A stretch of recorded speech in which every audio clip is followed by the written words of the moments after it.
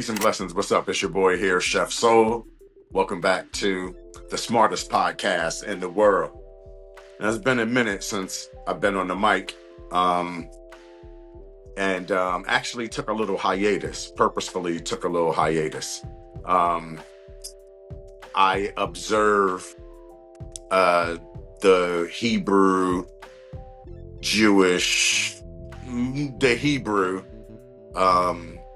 Understanding and observances of holy days. And so it was one of the most sacred holy days, Yom Kippur. And so it's been, like a month and a half since I did a show. Man, I've been super busy with chef duties and doing different things. Been through a lot. And so we're going to get into this today.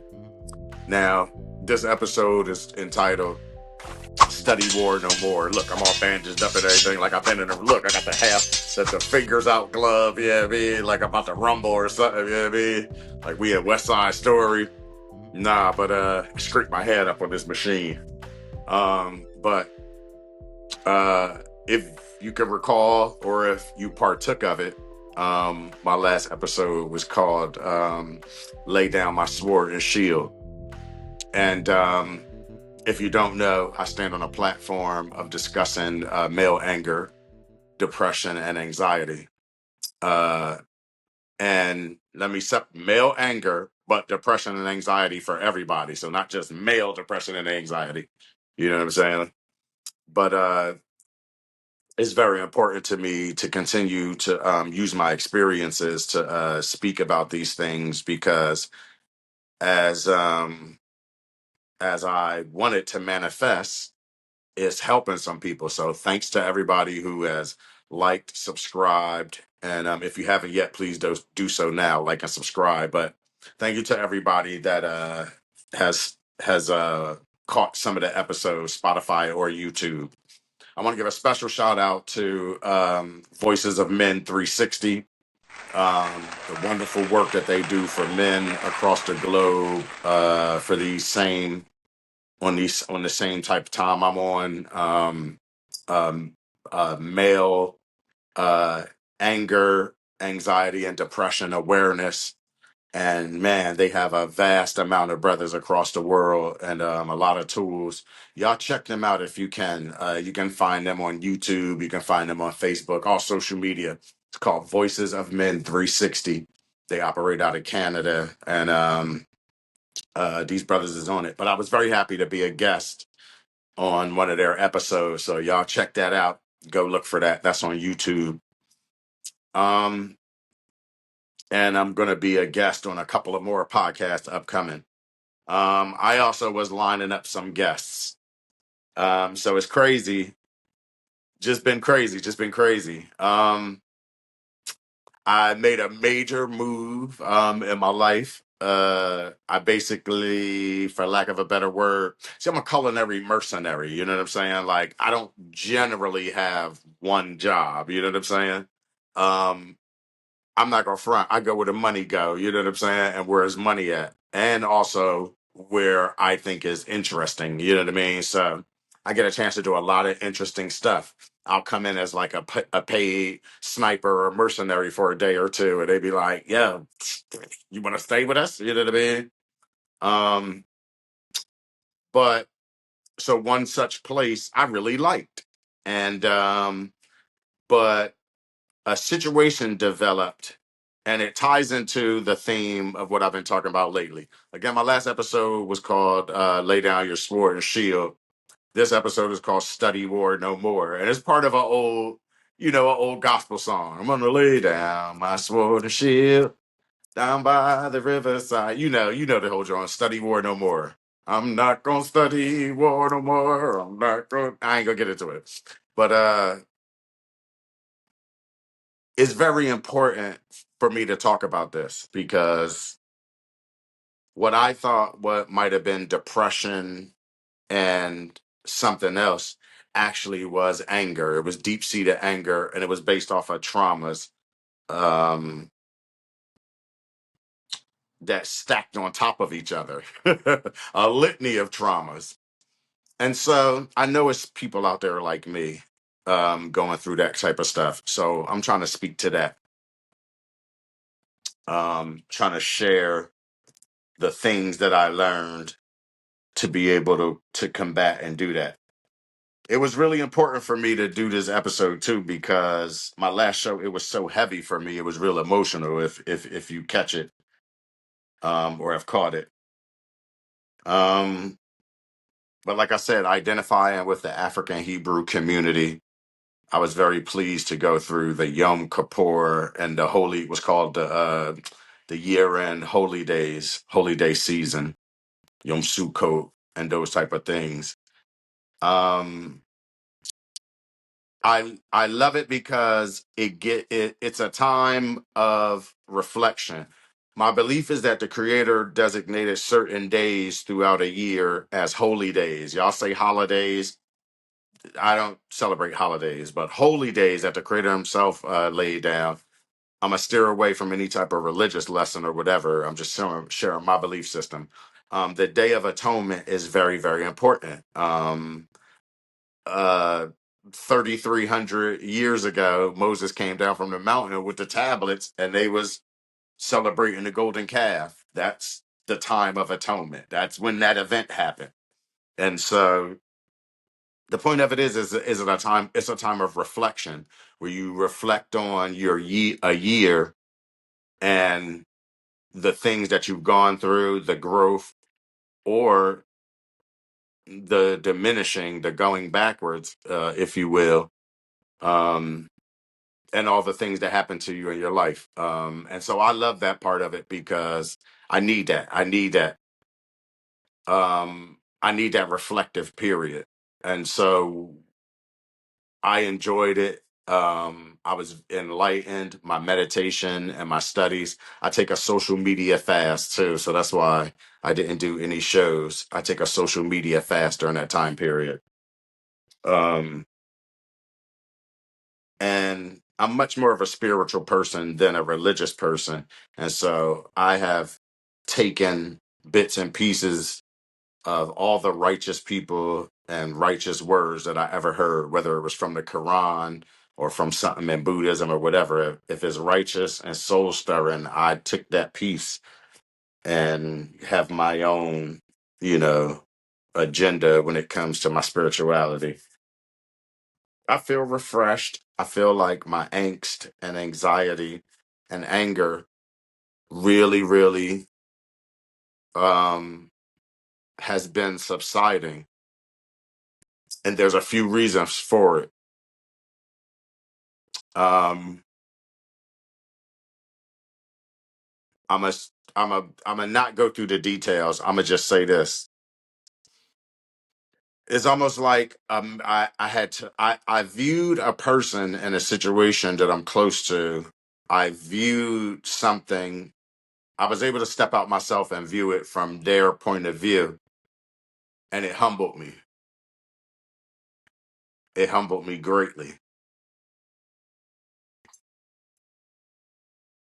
I got this video, and I'm not sure if it's Dr. Maya Angelou because AI these days is very prolific, and so I'm not sure. So I'm not going to play it or play the audio from it as I started to. But let me see these cats' name. These cats on YouTube is called. Come on, man, what are you doing? They're called Peak Peak State Motivation. Peak State Motivation.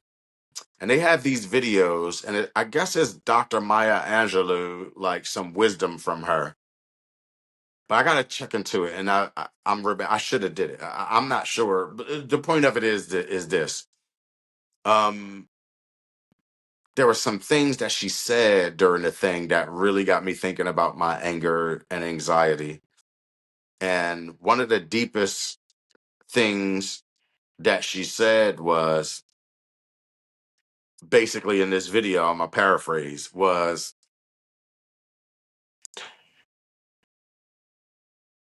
compassion over pride, compassion over the need the prideful need to strike out at people, to be in arguments, to be angry.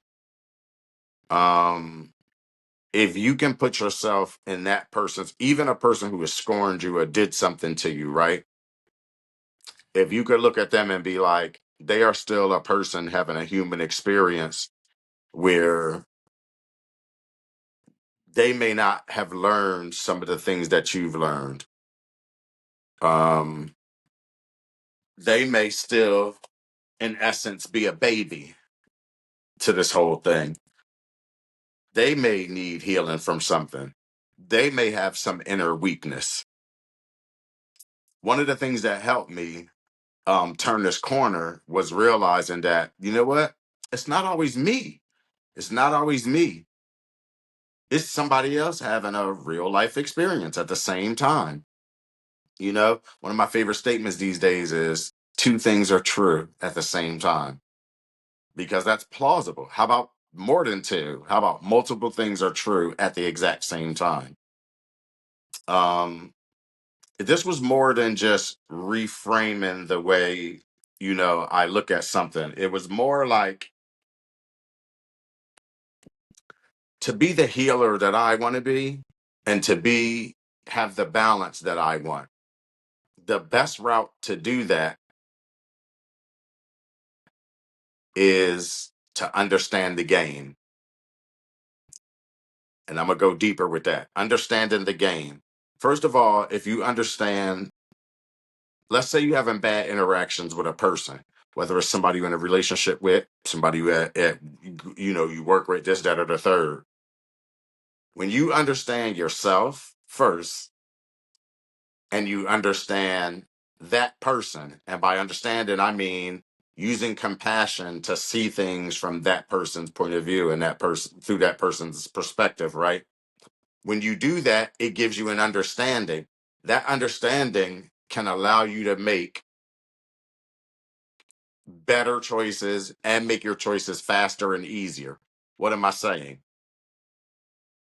Okay, your girl cheat on you, right? You like, yo, I do everything for this girl. I do everything for this girl. Like, I'm a good dude. I do everything for the. So your girl cheat on you, and you try to look through a compassionate eye. Like, why? Like, okay, this girl need attention. Something in her life make her need attention. Something in her life make her want other men attention. Something in her life is making me not enough for her. She want other dudes attention, right? Don't go through the whole thing of cheating on her too and making the whole situation worse. Understand the game, right? So you know what?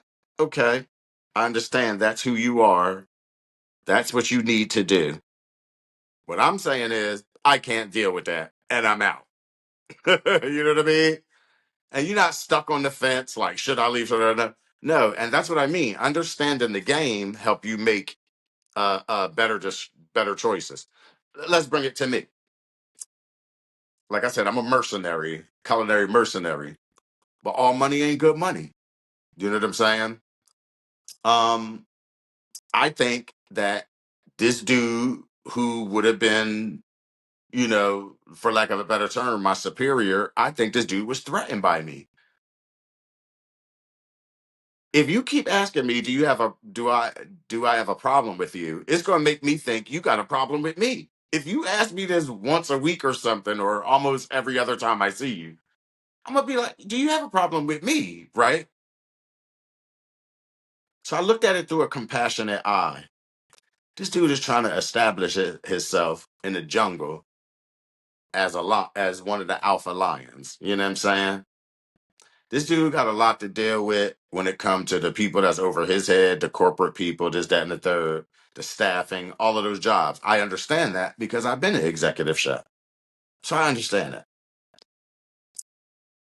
I understand that I might be threatening to somebody because of the way I speak.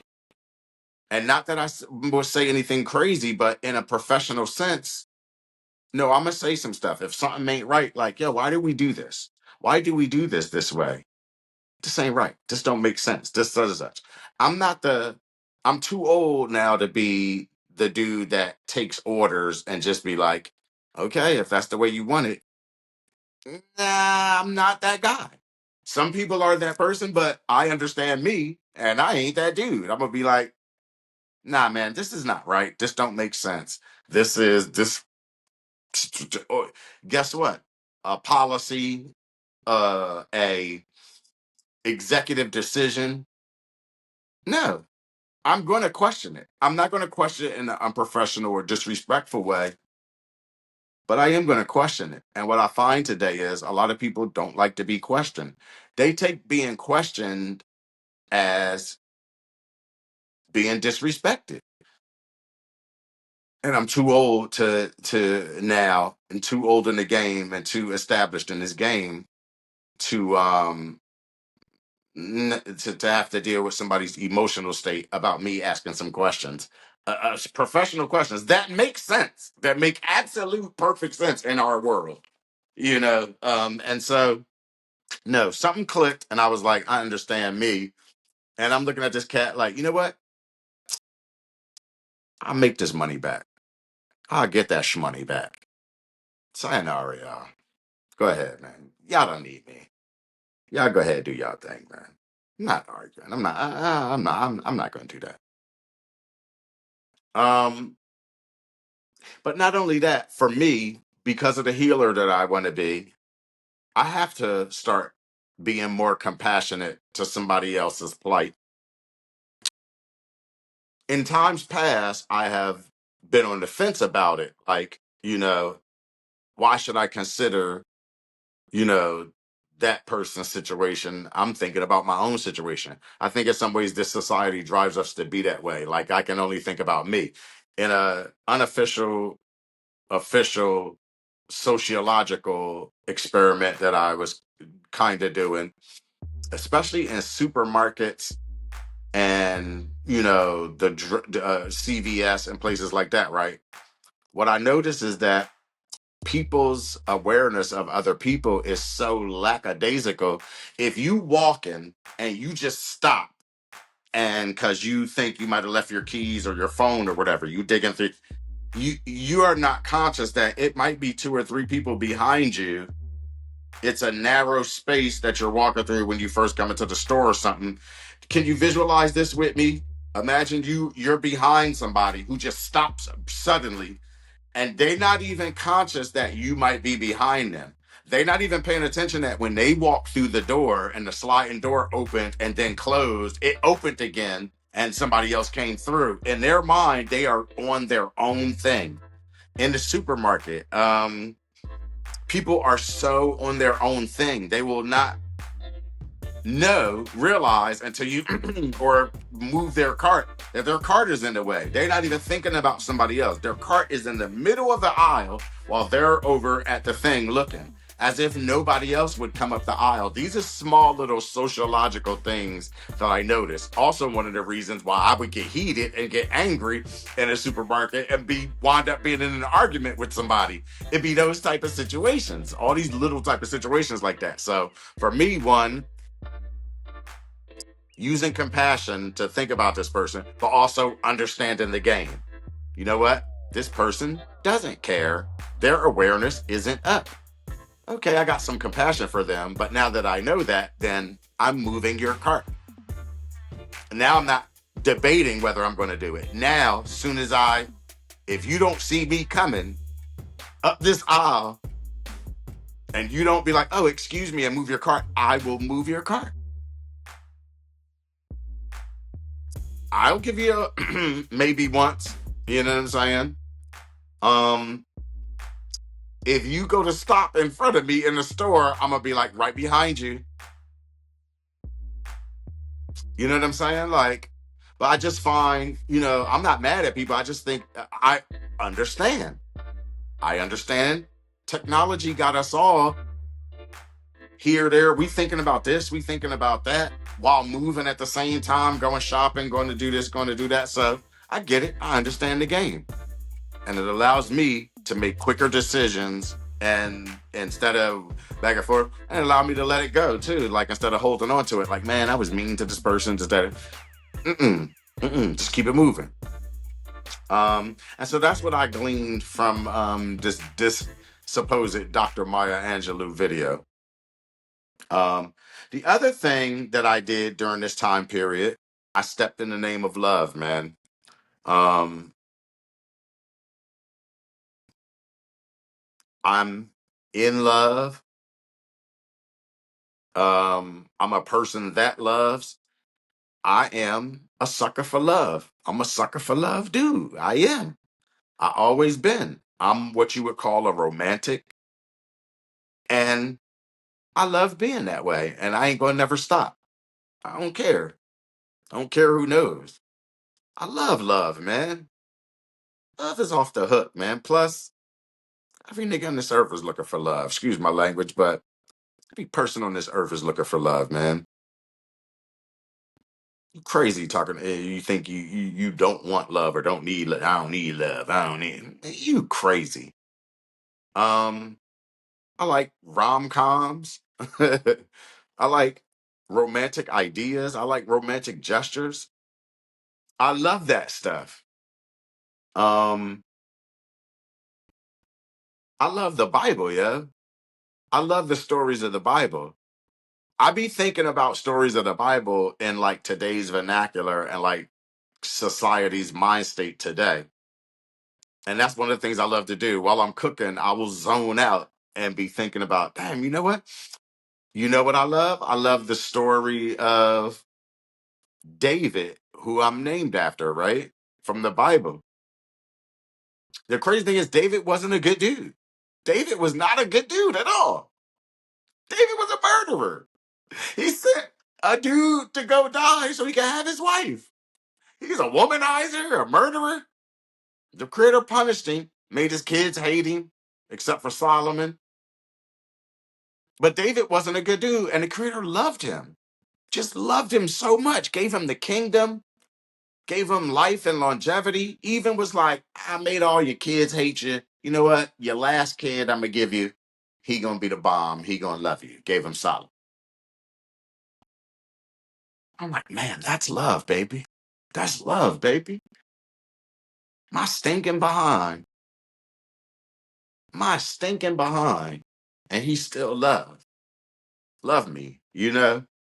So I love love, man. So I decided to lean on the things that I love, man.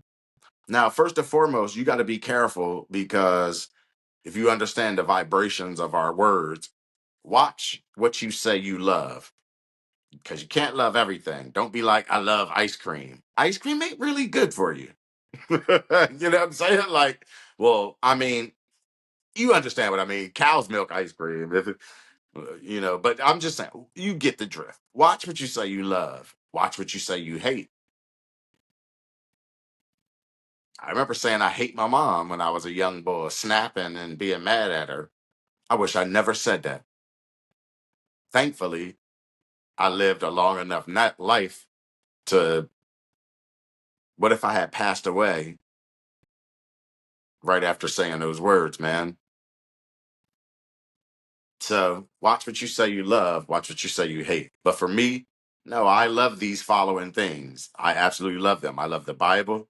I love the story of not only David, but of Solomon and Sheba. I would like to think that's a dope love story because if you read the details of it, right? Sheba was smitten by Solomon, and Sheba was that work. Technically, Sheba was that chick. Like the other leaders of the world, dude, the Queen of Sheba was they was all trying to holler. They was all taking shots, right? Solomon ain't had to take a shot. She took a shot at him. Like, bruh, I heard you was that dude. Yeah, you heard right, girl.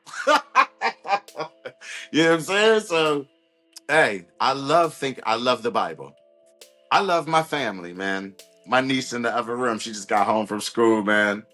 I love my family. I love that girl. She's so beautiful and smart. She getting older. I can't talk to her like a little baby no more. Boys like her and stuff now. I'm looking at her like, oh man. Love my family, man. I'm blessed with mad siblings. And not only that, I got brothers and sisters that ain't blood, but they still my brothers and sisters. Um, I love my work, man. I love my I love being a third generation chef. I love what I do. I love feeding people. I love serving people, man. Whether it's food, music, or these healing arts, baby. I love what I do. I get up every day and I am in love with what I do. And so I needed to lean on that instead of being angry inside, instead of being troubled, instead of being depressed and anxious. I'm learning to lean more on these things that I love. They help. They really help. When I'm at work, when I put this jacket on, I'm about that life. I'm about that business. For real. I take it seriously. I pray over the kitchen before I start. Oh, I'm about this business, yo. Um,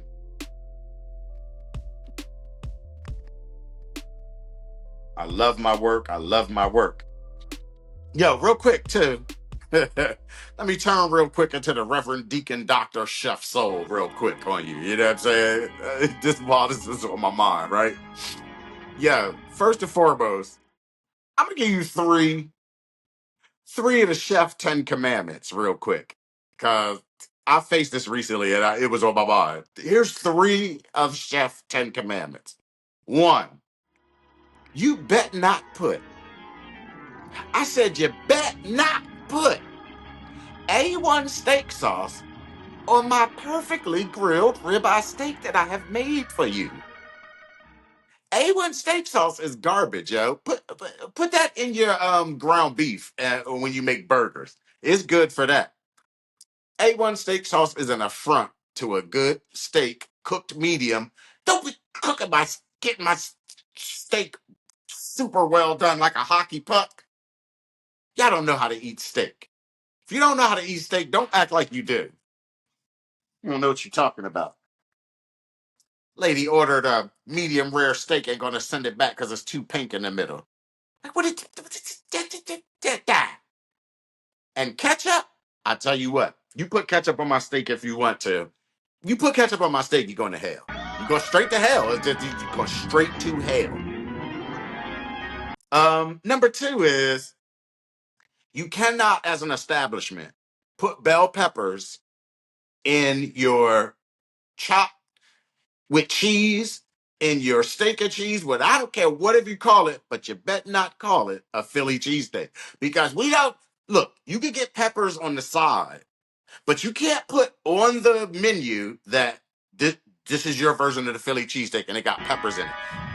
We don't do that. You bet not do it. You're going to hell. You're going straight to hell.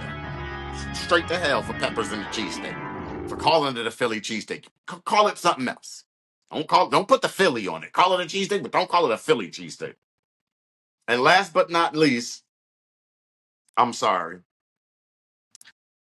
but why do you got to show up at 9:59 talking about y'all still open? You see it say 10 o'clock on the door. You know it's 10. You know I've been here for 16 hours waiting to serve you. You gonna come in at 9:59 and just I'd rather you not say nothing.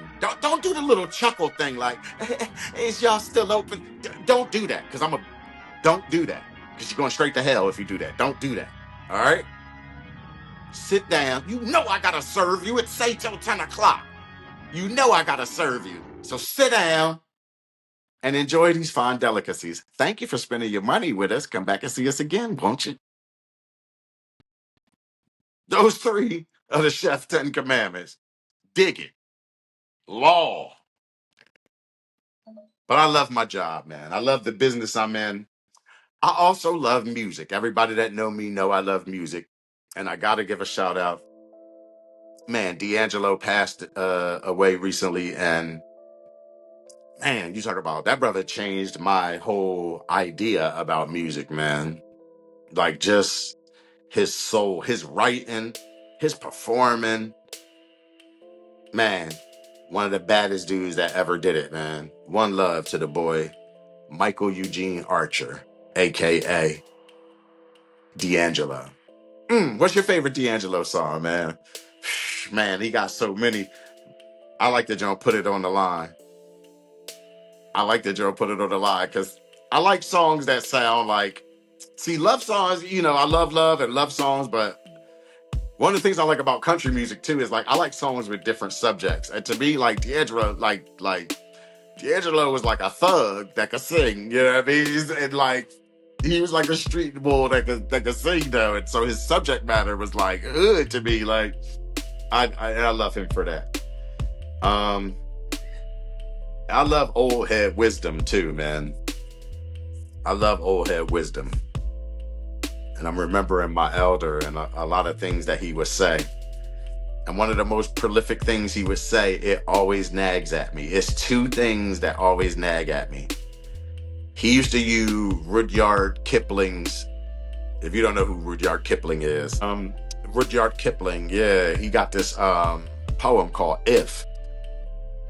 And basically, it's like as if a man wrote a letter to his son, and he's telling his son, like, if you could keep your calm when everything else is not calm, if you could stay cool when everything else is hot, it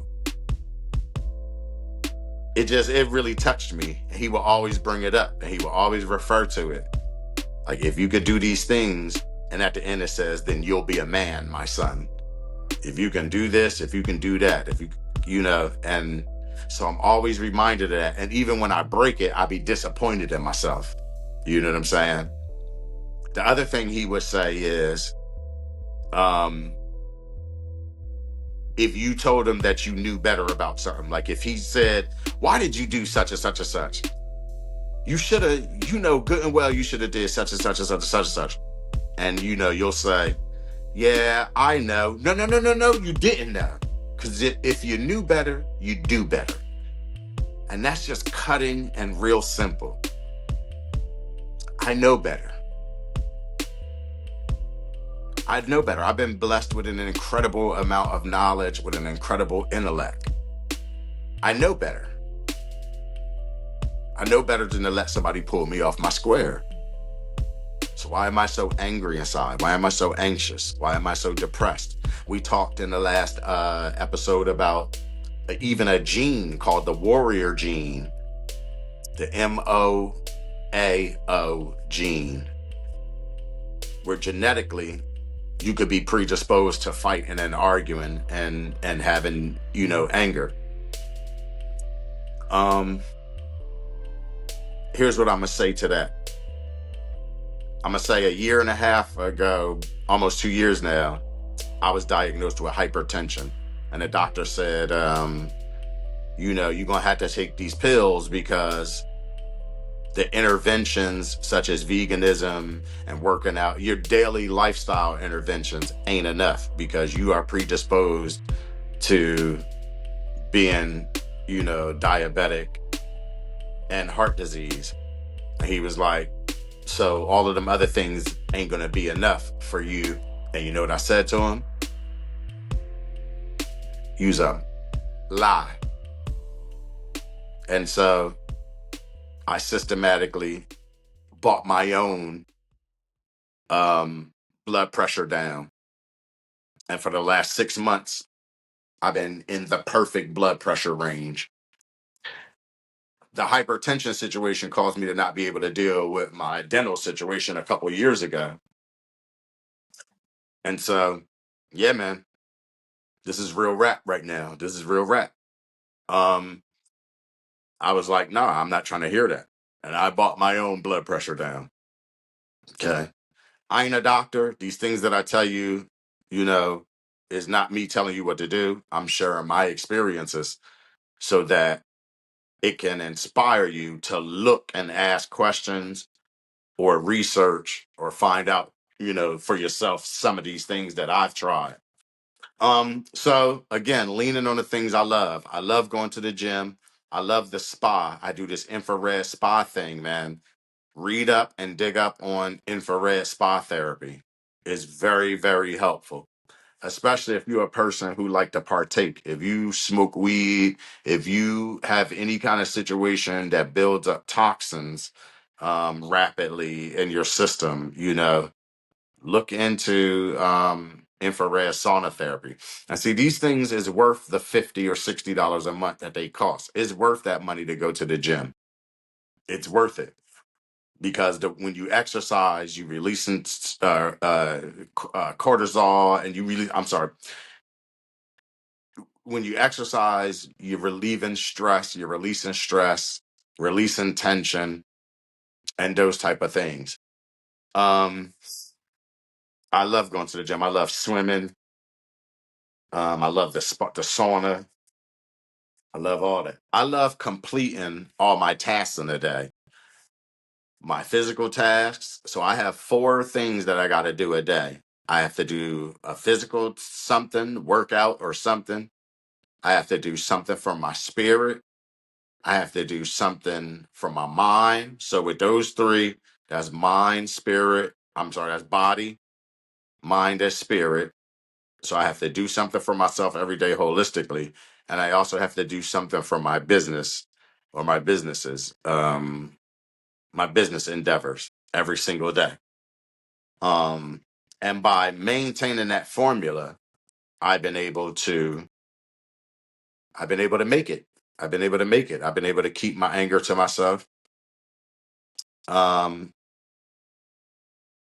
and lastly, I should have covered this when I spoke about family earlier, but I developed this little mantra. First of all, shout out to my man, Dox Diggler. Dox Diggler goes by the moniker Brick City Buddha. You can find him on Instagram, Facebook, YouTube. He is one of the most dynamic brothers in America. This brother is a certified yogi, spiritual healer, marriage and relationship counselor. And he's also from the mud, you know what I'm saying? From the streets of Jersey, and he's a rapper. And he's one of the illest dudes you never heard yet. He been on Sway's Universe. He been all over you know what I mean? That whole rap world. He been all in and out of all them doors. When I tell you this brother is one of the most knowledgeable, I mean, just incredibly helpful. If you a man, especially a black man, and you need a brother to talk to, man, it's worth contacting my man. I'm gonna put his info up there too. But he dropped an album recently. The album is called Yahweh. And he took a conversation me and him had and used it as a interlude. But anyway, he's on the big up to them cats that's doing the joint tonight's conversation. It's a wildly popular. If you ain't up on that, man, it's a wildly popular YouTube channel. Wildly popular all over social media. Tonight's conversation panel of young brothers and sisters. Well, not just young brothers and sisters, but a panel of brothers and sisters that go deep into race issues in our community, especially relationship issues, male and female issues. And so it's a very, very dynamic outfit, and they are blowing up all over the place. So shout out to them. But my man Dox was on the panel with Dr. Ayanla Van Zant recently in DC. And so I heard it was a dope show, and I just want to give love to that brother because he really helped me allow myself to be vulnerable to people. And so I wear my heart on my sleeve. You could go ahead and take shots at it all day because I ain't doing nothing but getting this skin toughened up. It's been toughening up over 50 years, you know what I'm saying? So I understand who I am. I know who I am. I talk in a way that not a lot of other brothers talk. I'm vulnerable and reveal myself in a way that not many other brothers do. You know what I mean? So, and yes, people will take shots at you. If you a person like me that wear your heart on your sleeve, people going to take shots at it. You just got to understand the game and be ready for it. Oh, okay. You going to shoot? Well, I'm going to have a defense up and I'm shooting back.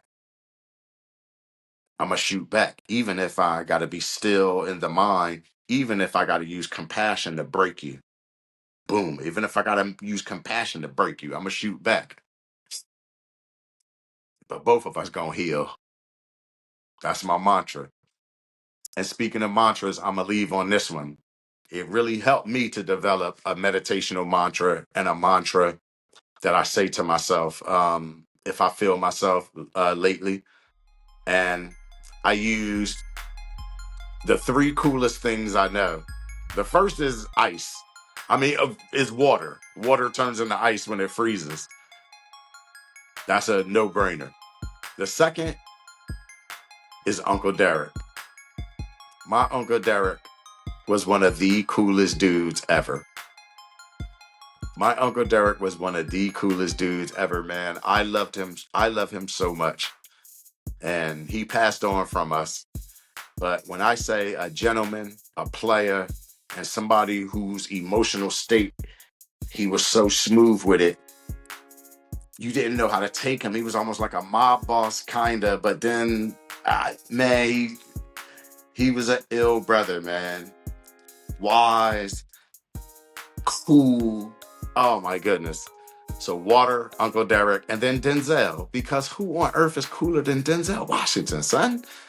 Nobody. Nobody cool as Denzel. So that's my little mantra I say. Water, Uncle Derek, Denzel. Water. And it reminds me to be cool. It reminds me to chill out. Even saying it, I can feel the cells of my body. Water, Uncle Derek, Denzel. You know what I'm saying? Dang, it was something else I was going to cover. Lastly, sports. I love sports. I love sports. I love sports. I love my sports. I love my sports teams. I was a chef for a couple sports teams, man. I love my sports. I love the camaraderie. I love the fanaticism of it. I love going over stats. I love arguing with stinking Cowboy fans. Y'all see that bird right there? Y'all see it? Y'all see it? I love it. I love the generational love passed on. The kids, I love to hear kids doing an Eagles chant. The kids is raised right if they know all them words. I love it. I love sports. Yo, real quick.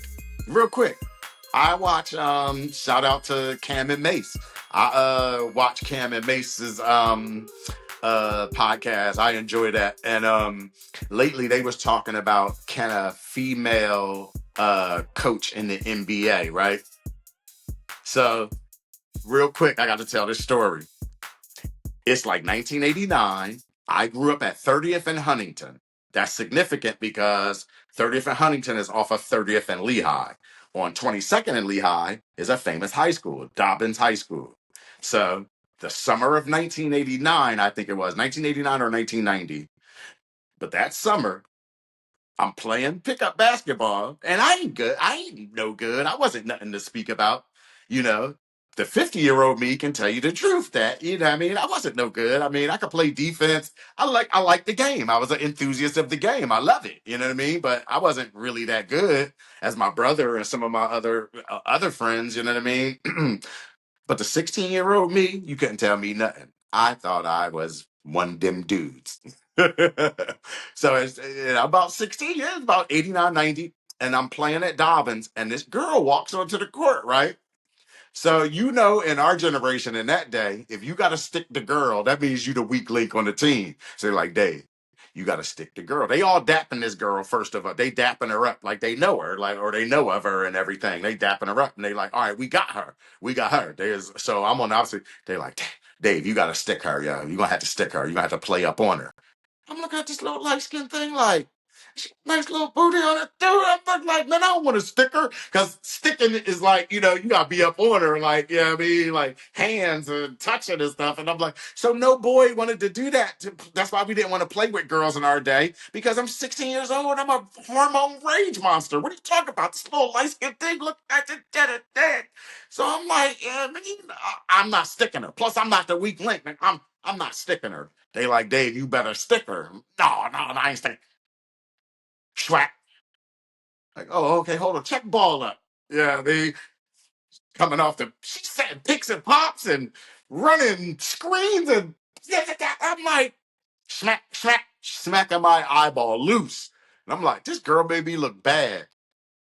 Well, this girl went on to become the greatest basketball player in Philadelphia sports history. I'm sorry, the greatest female basketball player. And not only Philadelphia, She can make an argument. One of the greatest female basketball players of all time, yeah. A GOAT. Dawn Staley, yeah. Dawn Staley went to Dobbins High School. We around the same age. She grew up 7 blocks from me. You know what I'm saying? So I love to see what she's doing in her career, and I absolutely believe she could coach an NBA team. She got the temperament and the basketball knowledge, and she has won on every single level. See, that's how we do it. She won on every single level. High school, college, pros, Olympics. Like, what is you talking about as a coach? What are we talking about, yo? Dawn Staley is that work. So shout out to Dawn, man, and all her success. We all so proud of you, mama. And that's true story. I keep saying I'm gonna tell this story about the football player that I got into a rumble with, but I'm gonna save it. I'm gonna kill this episode right here. I gotta get up and get some cooking done. It's been your boy Chef Soul, and just to reiterate, we'll go back over what we talked about: letting our anger go. You know what I'm saying? Studying war no more. Not even letting the idea of being angry get into our mind. We don't need to go back and forth. We don't need to argue every point. Silence is strength, is not weakness. Asking for help is strength, is not weakness. If you need some resources, you can contact the aforementioned Voices of Men 360, and I'll do my best over the next coming shows to put out more resources. Hit my man Brick City Buddha. I'll put that up there. But there's resources out here, men and women. There's resources out here. We don't have to suffer. We don't have to suffer in silence. There's people going through it just like you. You still a G, even though you going through something. You still a G. You still that dude or that girl. You know what I'm saying? It's not a sign of weakness at all. Come on in here, get some healing, you know what I mean? And shoot, put me down with something that you might learn. Again, I'm Chef Soul. I live in a world of my own design, and I'm the smartest mother up in here. Peace and blessings.